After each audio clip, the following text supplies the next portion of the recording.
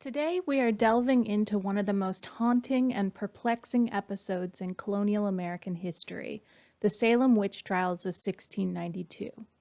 In a small Puritan community gripped by fear and religious fervor, accusations of witchcraft spiraled into hysteria, leading to the execution of 20 people and the imprisonment of many more. But what lay at the heart of this panic? This second part of the lecture will explore the tangled web of causes behind the Salem witch trials, ranging from deep-seated religious beliefs and local rivalries to political instability, economic stress, medical issues, and the anxieties of a society in crisis.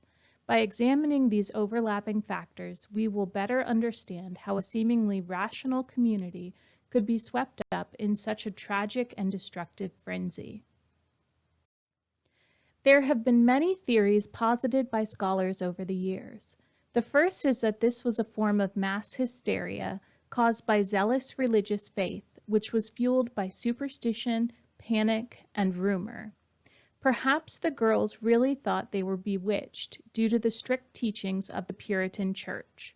We know today that psychological stress causes all kinds of problems, from rashes to high blood pressure to heart disease. The mind has a powerful effect on the body, and if these girls truly believed they were bewitched, then symptoms like convulsive fits, blisters on the skin, and choking sensations might be psychosomatic and not organic.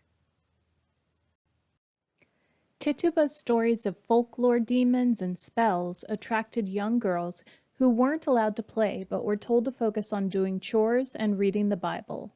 While Tituba's Caribbean traditions may have been harmless enough, her influence may have been just the impetus needed for the notion of witchcraft to take root in the minds of impressionable adolescent girls and to spread. It is equally possible that there were simply bored teenagers who lived in an era in which young girls had the least power in Salem Village. Their daily lives must have been dreary, working from sun-up to sundown with harsh codes of conduct and religion strictly enforced by their community. This was one of the few ways for them to get attention. But then adults began pressuring them to identify the witch, and by then the game had gone too far. The girls began to gain fame and notoriety throughout Massachusetts, and once they began down this path, they were trapped and likely feared the repercussions of exposing the truth. For example, when Mary Warren realized someone would be hanged for the girls' accusations, she initially admitted she had been making this up.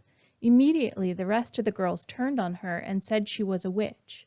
Soon, her story changed again, and she claimed she had been lying about lying. Many probably felt like Warren. The game went too far, but what was going to happen to them if they stopped it? This was also an uncertain time of troubles, which caused many to believe that Satan was active in the Salem community. The guise of witchcraft gave the public someone to blame for the spread of the smallpox epidemic, the failure of crops, the death of livestock or children, congregational strife in Salem Village, and even frontier wars with the natives. Turning to religion has often been a source of comfort during historic times of trouble, and attempting to understand the world around them through the use of the Bible would have been quite normal for the colonial era. The village of Salem was one of New England's most divided communities. In particular, there were two extended families who dominated politics, the Porters and the Putnams. Neither family particularly cared for the other. One of the issues during the time of the trials was whether Salem Village, which was predominantly agriculturally based, would unite with Salem Town, a growing commercial hub. The Porter family favored joining the two together as they had close connections with those in Salem Town and were already involved in town politics via their town family connections. The Putnams did not favor a unification of the two, as they had exclusively focused their power on village politics and feared they would be left out of this rapidly changing world. While the Putnams were wealthy, they were not as successful as the Porters and were quite likely jealous. It is possible that the Putnams had the young girls in their family accuse people in the community who were allied with the Porters of being witches. Almost all the afflicted girls came from families that were connected to the Putnams.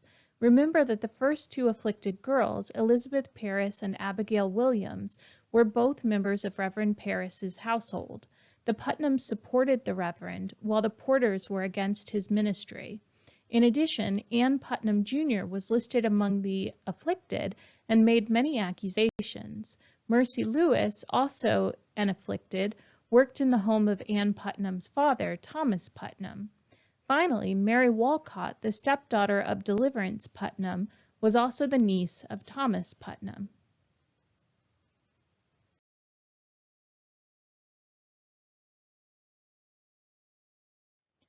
While likely not the direct cause, government instability may have played a role in the continuation of the mass hysteria in Salem. The provincial government was in transition as the English government tried to bring its American colonies under firmer control in the 1680s. The Massachusetts Charter was annulled, and the New England colonies of New Hampshire, Connecticut, Rhode Island, New York, Massachusetts, Vermont, and East and West New Jersey were placed in the Dominion of New England, governed by Edmund Andros. Andros made himself unpopular when he dismissed the popularly elected assemblies, replaced Puritan judges and military officers with unreformed Anglicans, and decreed that Puritan clergy could no longer be paid by taxes. Andros also created a system in which land titles issued by Puritan governments before 1686 had to be reissued, and Puritan colonists had to pay new title fees as well as quitrents, an annual tax. Lastly, a new court was set up in Boston to enforce the Navigation Acts. It had no jury. In 1686, the court found at least 6 merchant ships guilty of violating the acts and seized their ships. Merchants started avoiding the port of Boston, depressing the New England economy. But the Glorious Revolution in England in 1688 toppled King James II from power, and thus Andros was also pushed out of office. The Puritan colonies were able to restore their original governments, including freely elected legislatures, but they did not regain their independence. Massachusetts became a royal colony with a royal governor who was appointed by the king rather than an elected legislature. Massachusetts was also forced to offer legal tolerance to unreformed Anglican and other Protestant religious practices, but worse was to come. The new king immediately brought his war with France to New England in a series of French and Indian wars. American Indian night raids became common during King William's War, and the worst attack was on Maine. The first accusations of witchcraft in Salem came just weeks after the first attack in Maine and included claims that supposed witches were helping the French and American Indians in the city of York. Salem received many refugees from the violence, especially children.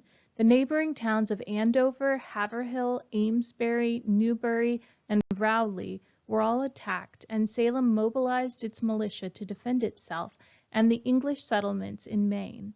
Many of the magistrates and judges who heard witchcraft cases used the trials as a way to shift blame from their own wartime failures and to distract the community from their own shortcomings. While mass hysteria seems like a foreign and even barbaric concept to those living in the contemporary era, the Salem witch trials do not stand alone as the only incident of hysteria in American history. The 1950s saw the rise of the Cold War, which led to the Red Scare and McCarthyism. This was an intense effort led by Senator Joseph McCarthy to root out communists from every corner of American society by any means necessary, even if those means violated traditional American values, due process, civil liberties, and constitutional rights. At the same time as the Red Scare, Republicans began linking homosexuals both inside the government and outside of it with communists in what is called the Lavender Scare. The Republican National Chairman, Guy Gabrielson, sent out a letter to 7,000 party workers warning that sexual perverts had infiltrated the government with the consent of President Truman. He and other government officials claimed their sexual weakness led to immorality and weakness of character, and as a result, President Eisenhower passed a law that no homosexuals could hold federal or state jobs. J. Edgar Hoover was put in charge of identifying both communists and homosexuals, and many lives were ruined. Police stepped up raids of gay bars, arresting those found inside and sending their information to newspapers, which would then print their names and addresses and places of employment.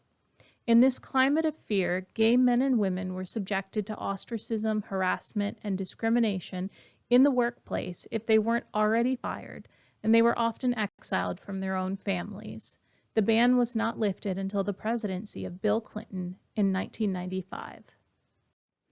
One last example of mass hysteria in American history was the satanic ritual abuse scare of the 1980s and early 1990s, with allegations of so many evil acts throughout the country. They all became attributed to a hypothetical satanic cult. All of these rumors merged to form one elaborate story. The social condition that emerged in the 80s produced an environment for these very different rumors to create one plausible story about an underground satanic cult that was operating secretly throughout the nation.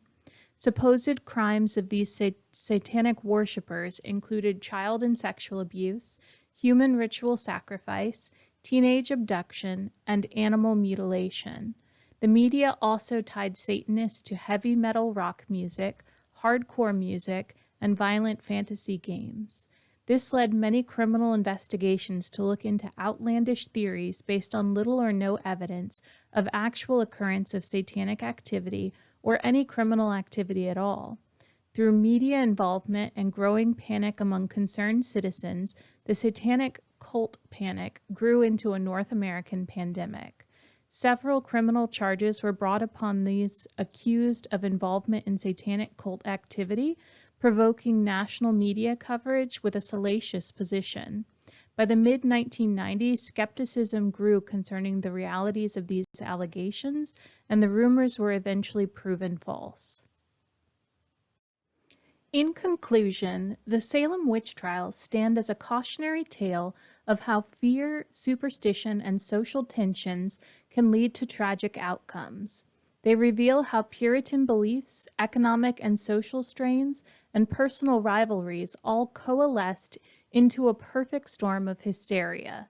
The trials remind us of the dangers of scapegoating and the importance of reason and justice in any society. By examining the causes and consequences of these events, we can better understand the complexities of early colonial America and the enduring impact of these events on our collective memory.